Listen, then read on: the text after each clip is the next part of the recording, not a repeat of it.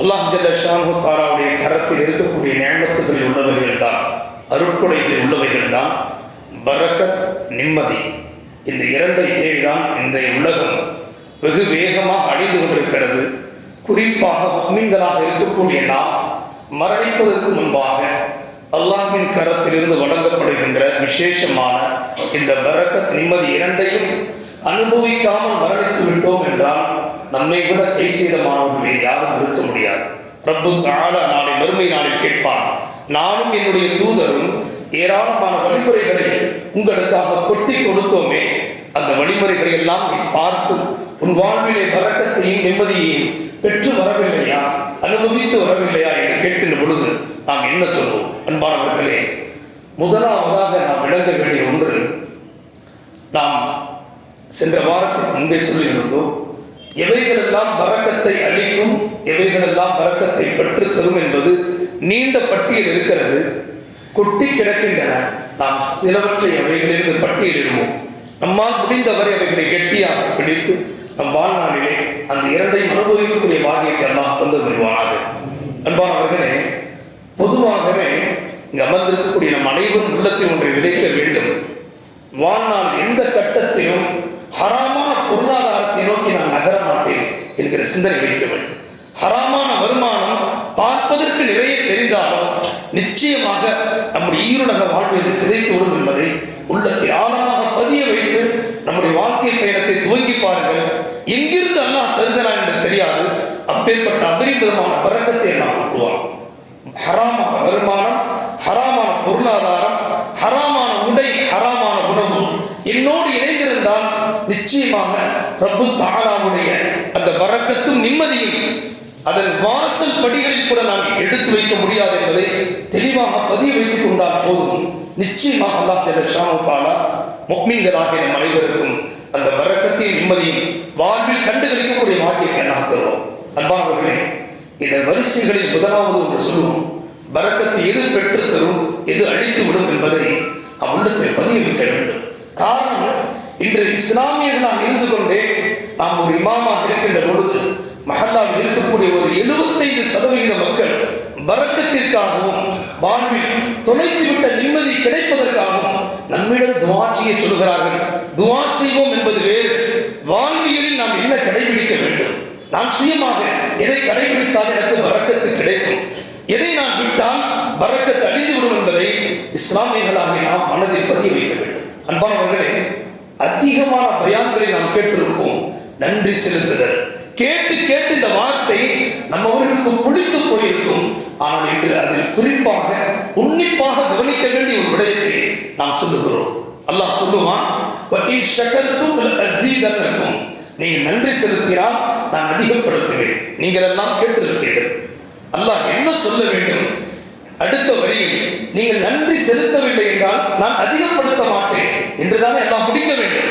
அல்லாஹ் அப்படி முடிக்க மாட்டான். உண்மையான முஃமினாக இருந்தால் அந்த வார்த்தையை உற்று நோக்குவான். அல்லாஹ் சொல்லக்கூடிய விபரீதமான அந்த வார்த்தைகளை நாம் உற்று நோக்க முடியும். அல்லாஹ் சொல்லுவான், இப்ராஹிம் என்ற அத்தியாயத்தின் 7ஆம் வசனம்,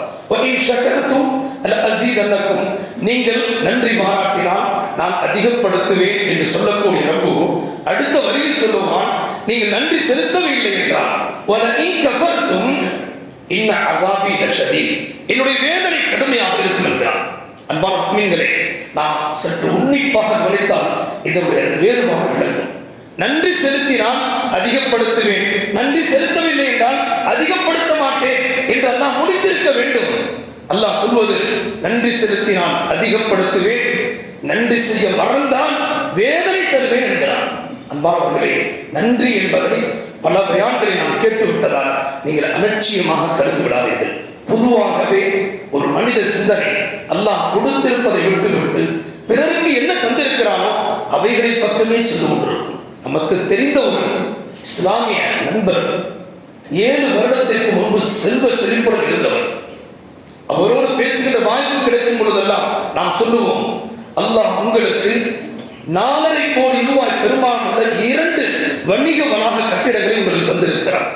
அது போக உங்களுக்கு நீங்கள் வசிக்கக்கூடிய அந்த அற்புதமான வீடு, ஒரு சொகுசு பங்களா, தனக்கு வாழ்வதற்கு ஒரே ஒரு சொந்த வீடு கிடைக்காதா என்று இயங்கக்கூடிய இந்த உலகத்தில் உங்களுக்கு அல்லாஹ் இவ்வளவு பெரிய நியமத்தை செய்திருக்கிறார், நீங்கள் விளங்குங்கள் என்று நாம் சொல்லுகின்ற பொழுதெல்லாம் அவரும் அவருடைய மனைவியும் சொல்வார்கள், என்ன சொல்லுகிறீர்கள்? என்னோடு உடன் படித்த நண்பர்கள் எல்லாம் எங்கோ சென்று விட்டார்கள்.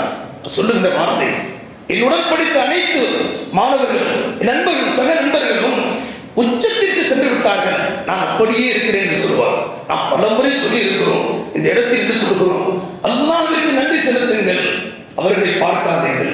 உங்களுக்கு அல்லாஹ் 4.5 கோடி ரூபாய் பெருமானம் உள்ள 2 வணிக வளாக கட்டிடங்களை தந்திருக்கிறான், இன்னும் நிலபலங்களை தந்திருக்கிறான். 2 பிள்ளைகள் தான் நீங்கள் இருக்கக்கூடிய அந்த வீடும் சொகுசு பங்களாவாக இருக்கிறது என்று சொல்லியும் கூட நன்றி மறந்ததான் அல்லாஹ் காட்டுகிறான். 7 வருடங்களில் அத்துணையும் அல்லாஹ் பிடுங்கி விட்டான். அன்பானவர்களே, இப்பொழுது ஏதோ ஒரு மூலையில் ஒரு வாடகை வீட்டில் வந்து வாழ்ந்து கொண்டிருக்கிறார். அன்பாக இதற்காக சொல்லுகிறோம் என்றால், ஒரு இஸ்லாமியர்களாக இருக்கின்ற பொழுது சிந்தனை முழுக்க நம்மை விட உயரத்தில் இருக்கக்கூடியவரை பார்க்கக்கூடிய அந்த அதே பார்வை வந்துவிட்டால் ரப்பு தந்ததற்கு நன்றி மறந்த கூட்டத்தில் நாம் ஆகிவிடுவோம். அல்லாஹ் ஜல்ஷானு தஆலா சபா என்கிற அத்தியாயத்தில் 15-16 வசனத்தில் சொல்லுவான், லக்கத் கான லிஸபஇன் ஃபீ மஸ்கனிஹிம் ஆயா. அந்த சபா வாசிகள், குறிப்பாக அல்லாஹ் சொல்லக்கூடிய இந்த நிகழ்வு நடந்த இடம் தற்போதைய யமன் தேசத்தில் சன்னா என்கிற அந்த கேபிட்டலில் இருந்து சற்று தொலைவில் இருக்கக்கூடிய மஆரிப் என்கிற நகரத்தில் நடந்ததை அல்லாஹ் சொல்லுவான். சபா என்கிற அந்த அத்தியாயத்தில் 15-16 வசனத்தில் சொல்வாங்க, லிஸபஇன் ஃபீ மஸ்கனிஹிம் ஆயா ஜன்னத்தானி அய்யமீனி வஷ்ஷிமால். அவர்களுக்கு வலப்புறமும் இடப்புறமும் அற்புதமான சோலையான ஒரு பூஞ்சோலையை தோட்டத்தை கொடுத்திருந்தோம். எப்பேற்பட்ட நேமத்தை நாம் வழங்கி இருந்தோம் என்றால் அல்லாஹ் சொல்லுவான், குரு மின் ரிஸ்கி ரப்பிக்கும் ஃபஷ்குருனா. நான் கொடுத்தவை நீங்கள் உண்ணுங்கள், எனக்கு நன்றி செலுத்துங்கள். நான் சொன்னேன் என்று அல்லாஹ் குர்ஆனிலே சொல்லுவான். ஒரு பெண் தலையில் கூடையை வைத்துக் கொண்டு அந்த பூஞ்சோலையை மரங்களுக்கு இடையே நடந்து சென்றால் அவருடைய கூடை இனிப்பு மிகுந்த அந்த கனிகளால் நிரம்பி விடுமா. பறிக்க தேவையில்லை, அந்த இனிமை மிகுந்த இனிப்பான அந்த கனிகள் தானாகவே கூடையில் விடுகின்ற அளவிற்கு அற்புதமான நேமத்துகளை நாம் கொடுத்திருந்தோம் என்று நான் சொல்லுவான். அன்பானவர்களே, அல்லாஹ் பின்வரும் வசனத்தில் சொல்லுவான், ஃபஷ்குருலா, அவர்கள் கொடுத்ததற்கு நாம் நன்றியை கேட்டோம். அவர்கள் நன்றி மறந்தார்கள், நன்றி கெட்டவர்களாக இருந்தார்கள். அல்லாஹ் என்ன சொன்னான்? நன்றி செலுத்தினால் அதிகப்படுத்துவேன், நன்றி செலுத்தவில்லை என்றால் வேதனை கடுமையாக இருக்கும் என்றான் அல்லவா. அவன் நன்றி செலுத்த மறந்ததான் அல்லாஹ் சொல்கிறான், فأرسلنا عليهم سيل الحريم وبدلناهم بجنتين جنتين ذواتي أكل خمط وأثل وشيء من سدر قليل. அந்த வசனத்தை எடுத்து பாருங்க. அல்லாஹ் சொல்லுகின்ற பரக்கத்திற்குரிய அற்புதமான விடயத்தை அல்லாஹ் சொல்லுவான். அதே மரங்கள் அதே கனிகள் அப்படி இருந்தன, ஆனால் அந்த கனிகளில் இருக்கக்கூடிய இனிப்பு சுவையை நாம் எடுத்து விட்டுகிறார் அல்லாஹ் சொல்லுவான். அதே கனிகள் அதே மரங்கள் தான், ஆனால் அந்த கனிகளில் இருக்கக்கூடிய இனிப்பு சுவைகளை எடுத்து விட்டோம், புளிப்பாகவும் கசப்பாகவும் நாம் மாற்றி விட்டோம் என்று அல்லாஹ் சொல்லுவான். அன்பானவர்களே, பரக்கத் என்பது உரிய விளக்கத்தை இதைத்தான் நாம் ஆரம்பத்தில் சொல்லி இருந்தோம். அதே பொருள் அப்படியே இருக்கும், அது நமக்கு மன நிறைவை தரும். நாம் நன்றி செலுத்த மறக்கிறோம் என்றால் அதே பொருள் அப்படியே இருக்கும், ஆனால் அங்கு இருக்கக்கூடிய பரக்கத்தை நிம்மதி அல்லாஹ் பிடுங்கி விடுவான். அல்லாஹ் இன்னொரு இடத்தில் சொல்லுவான், நஹ்ல் என்கிற அத்தியாயத்தில் 112 வசனம், وضرب الله مثلا قرية كانت آمنة مطمئنة يأتيها رزقها رغدا من كل مكان فكفرت بأنعم الله. அல்லாஹ் சொல்லுவான், பரக்கத்தையும் கொடுத்தோம், அந்த ஊர்வாசிகளுக்கு நிம்மதியையும் கொடுத்திருந்தோம், நாம் கேட்டது ஒன்றுதான், எனக்கு நன்றியோடு இருக்கிறது. அவர் நன்றி மறந்தார்கள், அவர்களோடு மேலிருப்பவர்களை பார்த்தார்கள். அல்லாஹ் சொல்லுகிறான், பரக்கத்தையும் பிடுங்கினோம், நிம்மதியும் பிடுங்கி விட்டோம், பசியையும் பயத்தையும் அவர்களுக்கு போட்டோம். அன்பானவர்களே, இன்று நம்முடைய வாழ்வில் நாம் நிச்சயமாக நினைக்க வேண்டியது, என்னுடைய வாழ்வில் பரக்கத்தும் நிம்மதி கிடைக்க வேண்டும் என்றால் அல்லாஹ் எதை கொடுத்திருக்கிறானோ அதற்கு நன்றி செலுத்த வேண்டும்.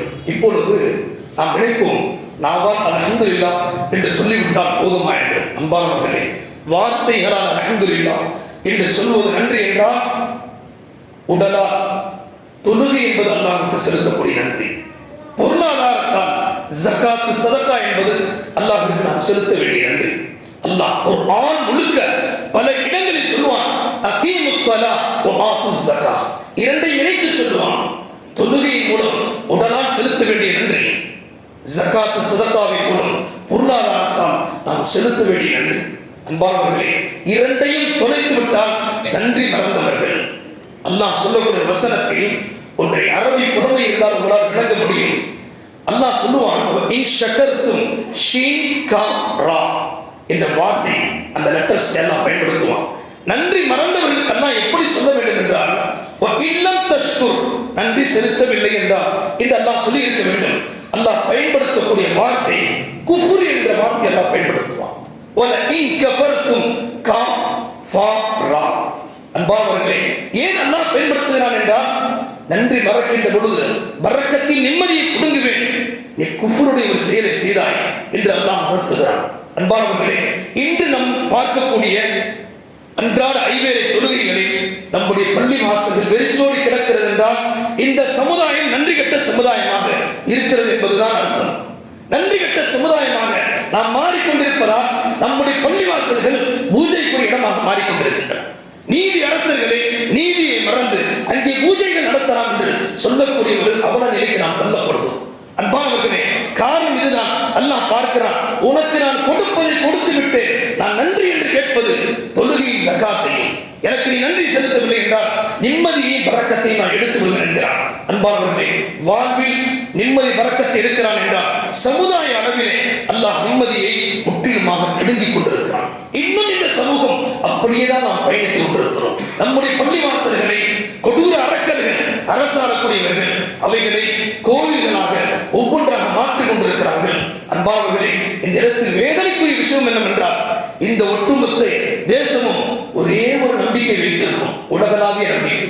நான் மார்க்க ரீதியான நம்பிக்கையை சொல்லவில்லை, உலகளாவிய ஜனநாயக ரீதியான ஒரு நம்பிக்கை என்னவென்றால் இந்த அரசமைப்பு சட்டமும் இந்த நீதிமன்றங்கள்.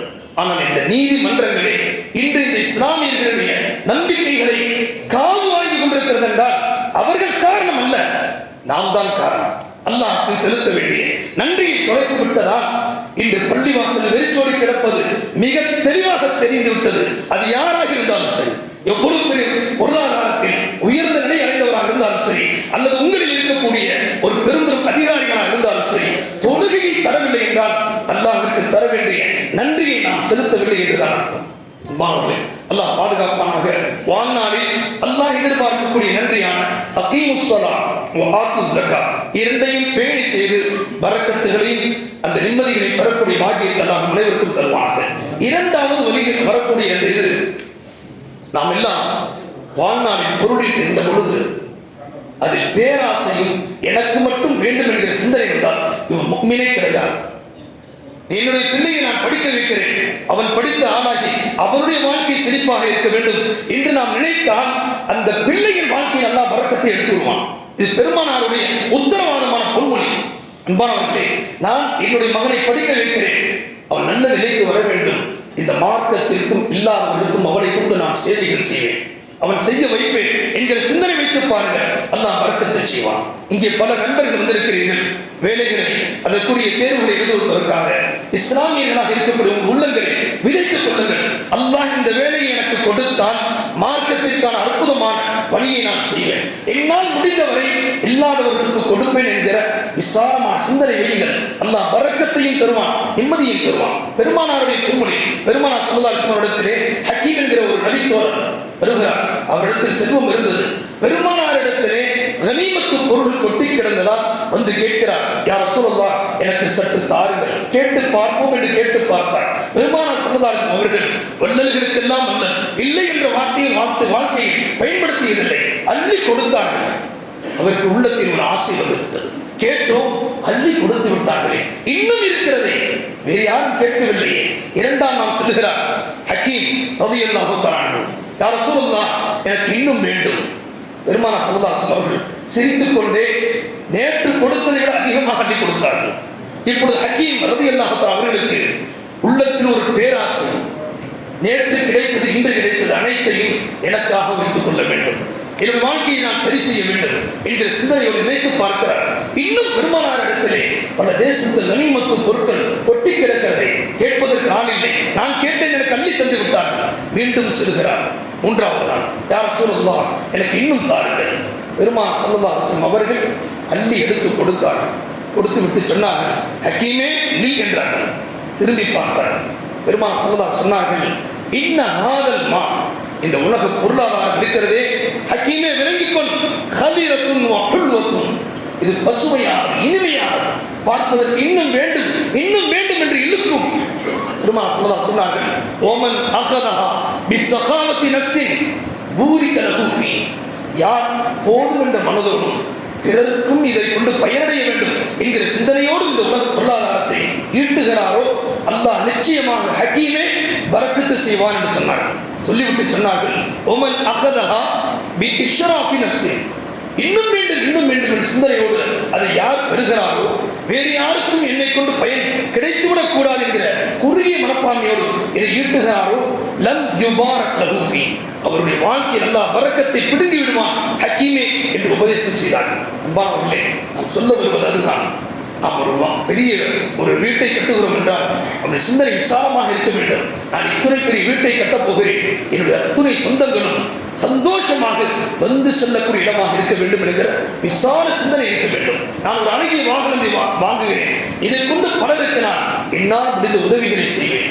என்னுடைய குழந்தைகளை நான் படிக்க வைக்கிறேன், அதை கொண்டு அவனுக்கு நான் இல்லாதவர்களுக்கு ஒரு அற்புதமான சேவைகளை வழங்க செய்வேன் என்கிற சிந்தனை, விசாலமான சிந்தனை வைத்தால் அல்லாஹ் பரக்கத்தை செய்வான். குறுகிய மனப்பான்மை வைத்தால் அல்லாஹ் பரக்கத்தை கலட்டி விடுவான் என்ற வார்த்தை நம்முடைய வார்த்தை அல்ல, பெருமானார் ஸல்லல்லாஹு அலைஹி வஸல்லம் அவருடைய வார்த்தை. அன்பானவர்களே, மூன்றாவது ஒன்று இருக்கக்கூடிய பலருக்கும் முடியாத ஒன்று, நான் உட்பட அல்லாஹ் பாதுகாக்க வேண்டும். பெருமானார் ஸல்லல்லாஹு அலைஹி வஸல்லம் அவர்கள் கேட்டார்கள், வாழ்நாளில் பரக்கத்து வேண்டுமா, ரிஸ்கில் பரக்கத்து வேண்டுமா? இந்த இரண்டையும் வேண்டாம் என்று சொல்லக்கூடிய உலகில் யாரும் இருக்க மாட்டார்கள். இன்னும் வாழ வேண்டும் இன்னும் வாழ வேண்டும் என்கிற ஆசை இருக்கும். அதே போன்று இன்னும் அற்புதமான ரிஸ்க் கிடைக்க வேண்டும் என்கிற சிந்தனையும் இருக்கும். பெரும்பாலார் கேட்டது, உன்னுடைய வாழ்வில் பரக்கத்து வேண்டுமா, உன்னுடைய ரிஸ்கில் பரக்கத்து வேண்டுமா? சொல்லிவிட்டு சொன்னார்கள், மன் அஹப்ப அன் யுபஸத லஹு ஃபீ ரிஸ்கிஹி வ யுன்ஸப லஹு ஃபீ அத்னிஹி, யார் தன்னுடைய வாழ்நாளில் பரக்கத்து செய்யப்பட வேண்டும் என்று விரும்புகிறாரோ, யார் தன்னுடைய ரிஸ்கில் பரக்கத்து செய்யப்பட வேண்டும் என்று விரும்புகிறாரோ, ஃபல் யஸில் ரஹிமா, அவர் உறவுகளை சேர்ந்து வாழட்டும். இந்த வார்த்தை சொன்னதும் நாம் எல்லாம் தலையை திருப்பிக் கொள்வோம்.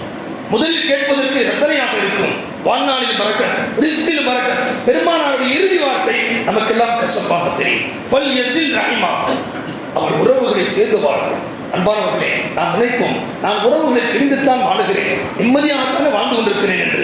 இங்கு விட்டால் அல்லாஹ் அங்கு விடுப்பான். அதனால் தான் பெருமானார் ஸல்லல்லாஹு சொன்னார்கள், பரக்கத்தின் பிறகு இங்கோது அல்ல, மரணத்திற்கு பின்னும் தொடர வேண்டும் என்று கேட்டார்கள். பாரிக்லி ஃபில் மௌத் வ ஃபீமா பஅதல் மௌத் என்றார்கள். அல்லாஹ் மௌத்திற்கு பிறகு எனக்கு பரக்கத்தை செய் என்று கேட்டார்களே. நாம் இங்கு உறவுகளை துண்டித்து விட்டால் மறுமையில் அல்லாஹ் ஜல்ல ஷானஹு தஆலா நம்முடைய உறவுகளுக்கு ஒரு உருவம் கொடுப்பான். அந்த உருவம் நின்று கொண்டு சொல்லும், மன் வஸலனி வஸலஹுல்லாஹ், உலகில் யார் என்னை இணைத்து வாழ்ந்தார்களோ இன்று அல்லாஹ் இணைத்துக் கொள்வான்.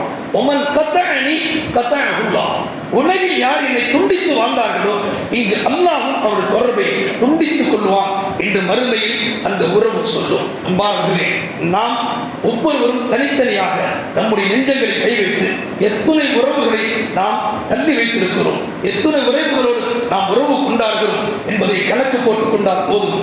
வாழ்நாளில் ரிஸ்கிலும் பரக்கத்தை பெறக்கூடிய வழிகளை நாம் கண்டுபிடித்துக் கொள்ளும்.